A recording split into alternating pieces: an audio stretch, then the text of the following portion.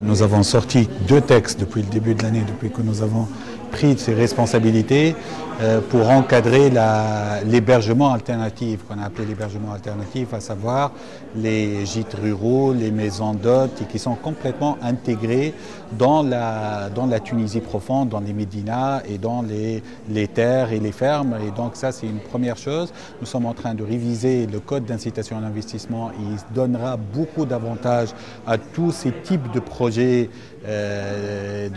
à taille humaine, des projets intégrés, des projets où un jeune investisseur peut se lancer et ramener le tourisme dans la vie de la Tunisie, parce qu'à vrai dire, il faut l'avouer que le tourisme est resté un peu à l'écart dans les zones touristiques, même si on préfère garder les deux.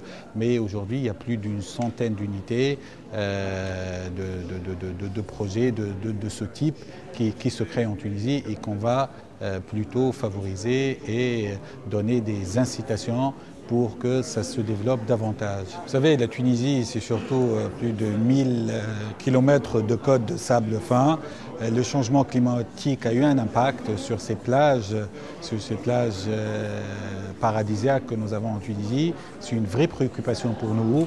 Nous avec la ministre de l'Environnement, nous travaillons, il y a eu plusieurs études, mais nous travaillons surtout maintenant à mettre en pratique. Nous avons déjà commencé pour préserver notre côte qui nous est chère, qui est très importante, et pour le tourisme et pour la Tunisie. Donc c'est vraiment notre première priorité de préserver la côte tunisienne. Également, nous avons, comme vous le savez, dans le sud tunisien, à Tozeur, nous avons des oasis, nous avons les corbeilles, et ça aussi avec le changement climatique, ça a un impact, et nous avons des études sur préserver ce patrimoine naturel quasi unique, d'avoir des oasis de montagne et des oasis dans le désert.